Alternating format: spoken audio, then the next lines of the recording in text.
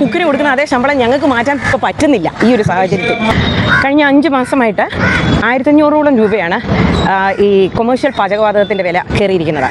അത് പ്രത്യേകിച്ച് മെയ് 1-ാം തീയതി മെയ് ദിന സമ്മാനമായിട്ട് ഞങ്ങൾക്ക് കിട്ടിയത് 1000 രൂപയുടെ, കൃത്യം എന്ന് പറയുന്നില്ല, 993 രൂപ, അത്രയും രൂപയാണ് ഒറ്റയടിക്ക് വില കയറിയത്. അതായത് 50% ഹൈക്കാണ് ഒരു ദിവസം കൊണ്ട് ഒന്ന് ഇരുട്ടി വെളുത്തപ്പോഴേക്കും സംഭവിച്ചിരിക്കുന്നത്. എങ്ങനെയാണ് ഈ ഒരു തൊഴിൽ മേഖല എങ്ങനെ മുന്നോട്ട് കൊണ്ടുപോകും? ഓൾറെഡി തകർന്നിരിക്കുന്ന തൊഴിൽ മേഖലയാണ്. സ്റ്റാഫ് ഷോർട്ടേജ് കാരണം പല പ്രശ്നങ്ങളും നിലനിൽക്കുകയാണ്. അപ്പം ഈ ഇഷ്യൂസ് എല്ലാം നിൽക്കുന്നതിൻ്റെ ഇടയിലാണ് പാചകവാതകമാണ് ഞങ്ങളെ പിടിച്ച് നിർത്തുന്ന മെയിൻ എലമെൻ്റ് എന്ന് പറയുന്നത്. എന്താ പറയുക, ഒരു ടെൻറ്റ് കെട്ടുകയാണെങ്കിൽ ആ ടെൻറ്റിൻ്റെ നടുക്ക് വെച്ചിരിക്കുന്ന തൂണാണ് പാചകവാതകം എന്ന് പറയുന്നത്. അത് ഇങ്ങനെ അതിന് തൊട്ട് മുന്നത്തെ ഒരു 1.5 മാസത്തോളം ഗ്യാസേ കിട്ടുന്നില്ലായിരുന്നു. അങ്ങനെ അടഞ്ഞുപോയ സ്ഥാപനങ്ങൾ പലതും ഇപ്പോഴും തുറന്നിട്ടില്ല. അങ്ങനെ ഒരു പ്രതിസന്ധി നിൽക്കുകയാണ് ഈ ഒരു ഹൈക്കും കൂടെ ഉടനെ ഉണ്ടായിരിക്കുന്നത്. ഞങ്ങൾ ഇതിനൊന്നും പുറപ്പെടുന്നവരല്ല, ഇങ്ങനത്തെ ഒരു സമര പരിപാടികൾക്ക് നിൽക്കുന്നവരല്ല, സമരങ്ങൾക്ക് വരുന്നവർക്ക് വെച്ചു വിളമ്പി കൊടുക്കുന്നവരാണ് ഞങ്ങൾ. അപ്പോൾ അങ്ങനെയുള്ള ഞങ്ങളെ സമരത്തിലേക്ക് വലിച്ചിടുകയാണ് ചെയ്തിരിക്കുന്നത് സർക്കാർ. ഞങ്ങൾ അതുമായിട്ട് ഞങ്ങളുടെ പ്രതിഷേധവുമായിട്ട് ഇറങ്ങിയിരിക്കുകയാണ്. അതെ അതെ അതെ, സ്റ്റാച്യൂവിൽ കേരള ഹൗസ് റെസ്റ്റോറൻറ്റ് പഴയ സ്ഥാപനമാണ്. ഈ പാചക സിലിണ്ടർ വന്നതിന് ശേഷം ഇതിൻ്റെ സാധനങ്ങളുടെ വില കൂടുതലുണ്ടോ?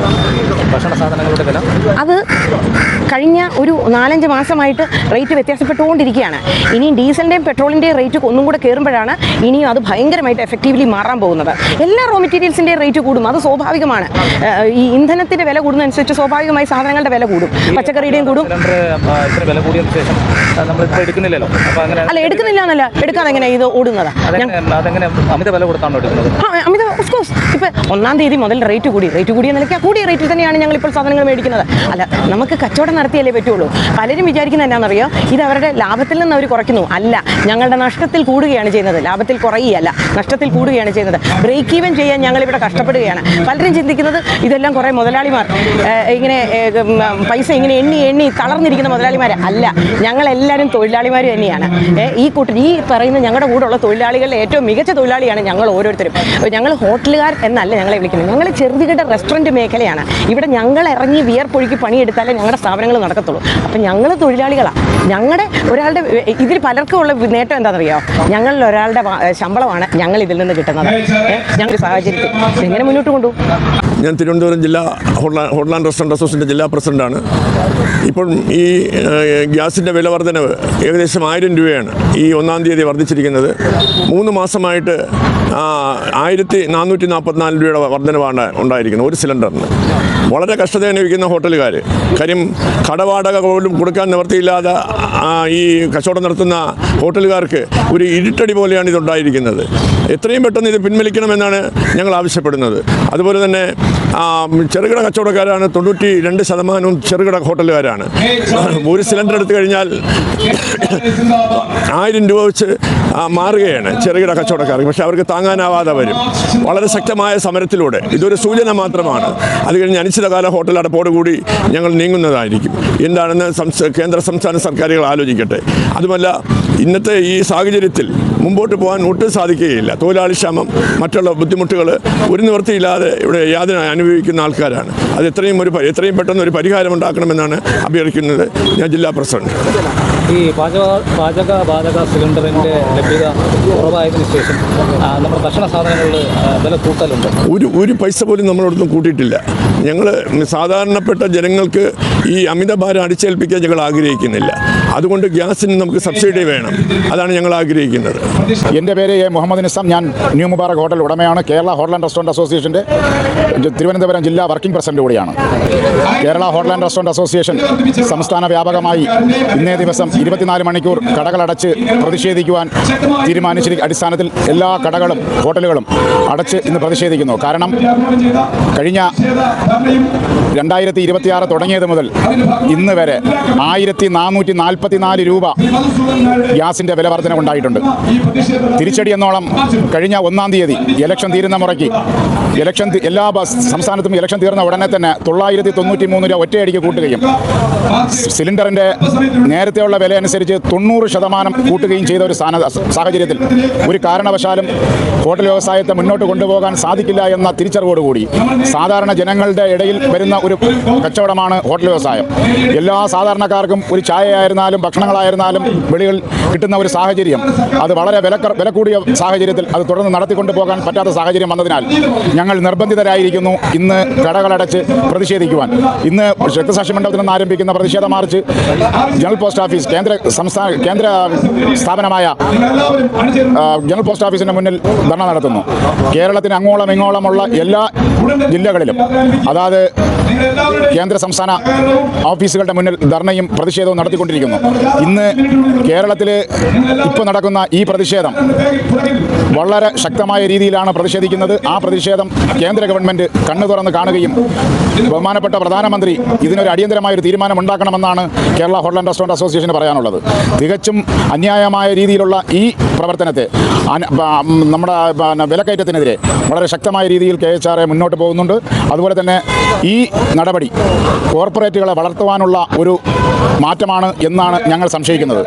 കാരണം 49 കിലോ ഉള്ള കോർപ്പറേറ്റ് സിലിണ്ടറുകൾക്ക് വില കൂട്ടിയിട്ടില്ല.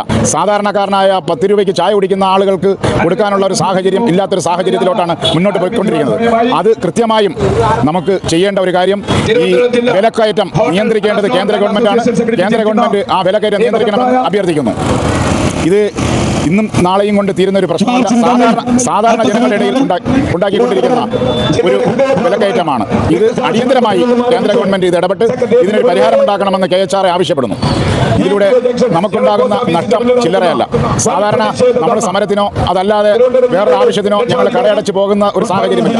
കഴിഞ്ഞ കുറച്ചു കാലമായി ഈ ഇലക്ഷനുമായി ബന്ധപ്പെട്ടിട്ട് അന്യ സംസ്ഥാനത്തുള്ള തൊഴിലാളികളുടെ ക്ഷാമം വളരെ അധികം ബുദ്ധിമുട്ടി കച്ചവടം നടത്താൻ പറ്റാത്തൊരു സാഹചര്യത്തിലാണ് മുന്നോട്ട് പോയിക്കൊണ്ടിരിക്കുന്നത്. ആ സമയത്താണ് കേന്ദ്ര ഗവൺമെന്റ് ഈ തീരുമാനം വന്നത്.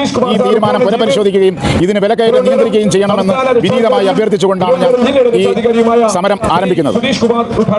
ഈ പാചകവാത സിലിണ്ടറിന്റെ ലഭ്യത കുറവ് കാരണം നമ്മുടെ ഹോട്ടലിലുള്ള ഭക്ഷണങ്ങൾക്ക് നല്ല തൂക്കാൻ അങ്ങനത്തെ സാഹചര്യമുണ്ട്. അല്ല, വില കൂട്ടുന്നത് ഒരു പരിഹാരമല്ല. എന്നാലും ഞങ്ങൾക്കിത് നടത്തിക്കൊണ്ട് പോകണമെങ്കിൽ ഇതിൻ്റെ വർക്കൗട്ട് ഒരു കാരണവശാലും ഞങ്ങൾക്ക് വില കൂട്ടാതിരിക്കാനുള്ള നിർവാഹമില്ലാത്തൊരു സാഹചര്യമാണുള്ളത്.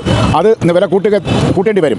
പിന്നെ അതോടൊപ്പം ഇനി അടുത്ത് പെട്രോളിയം ഉൽപ്പന്നങ്ങളുടെ സാധനങ്ങൾ, ഡീസൽ അതുപോലുള്ള സാധനങ്ങളുടെ വിലക്കയറ്റവും കൂടെ വരുമെന്നാണ് അറിയപ്പെടുന്നത്. അത് വന്നു കഴിഞ്ഞാൽ ഒരു കാരണവശാലും നമ്മളെ സംബന്ധിച്ചിടത്തോളം ഇതിന് കഴിയില്ല. വില കയറ്റാതിരിക്കാൻ കഴിയില്ല. അവശ്യ സാധനങ്ങളുടെ വില നിയന്ത്രിക്കേണ്ടത് കേന്ദ്ര ഗവൺമെൻറ്റാണ്. ഡീസലിൻ്റെ വിലയും കൂട്ടിക്കഴിഞ്ഞാൽ അത് ബുദ്ധിമുട്ടായി വരുന്ന സാഹചര്യം വരുന്നുണ്ട്. ഇത് ഞങ്ങളുടെ മേഖല എങ്ങനെ മുന്നോട്ട് കൊണ്ടുപോകും? സിമ്പിളല്ലേ? അപ്പം ഞങ്ങളിങ്ങനെ പ്രതിഷേധിച്ചു എന്ന് കരുതി നാളെ സെൻട്രൽ ഗവൺമെൻറ് സ്വിച്ചിട്ട പോലെ ആ കൂട്ടിയ റേറ്റ് കുറയ്ക്കണം എന്നതല്ല. പക്ഷേ ഞങ്ങളിവിടെ ഞങ്ങളുടെ പ്രതിഷേധം അറിയണമല്ലോ. ഞങ്ങളുടെ വേദനയും ഈ നിലവിളിയും ഈ അലമുറയും ജനമെങ്കിലും അറിയണമല്ലോ. ഇവിടുത്തെ അധികാരികൾ അറിയണമല്ലോ.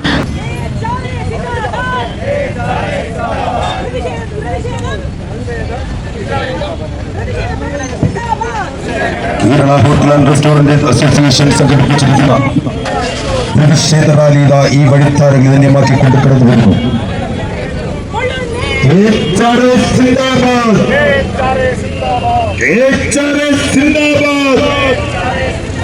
പ്രതിഷേധം പ്രതിഷേധം പ്രതിഷേധം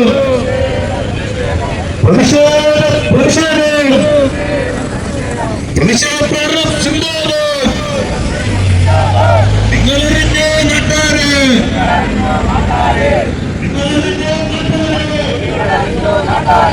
പാചകവാതക വിലക്കയറ്റം, പാചകവാതക വിലക്കയറ്റം കൊല്ലുന്നേ കൊല്ലുന്നേ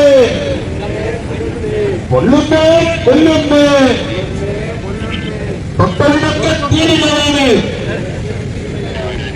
തൊട്ടവിടൊക്കെ തീരുമാനമാണ്. ഗ്യാസ് ബില്ലുകൾക്കൊപ്പമില്ല, ഗ്യാസ് ബില്ലുകൾക്കൊപ്പമില്ല. ഉള്ളതിനാണ് തീനിലയാണ്, ഉള്ളതിനാണ് തീനിലയാണ്. കണ്ണു തുറക്കൂ അധികാരികളെ, കണ്ണു തുറക്കൂ അധികാരികളെ, അധികാരികളെ അന്തന്മാരെ, അധികാരികളെ അന്തന്മാരെ. പോരാട്ടം ഇത് പോരാട്ടം.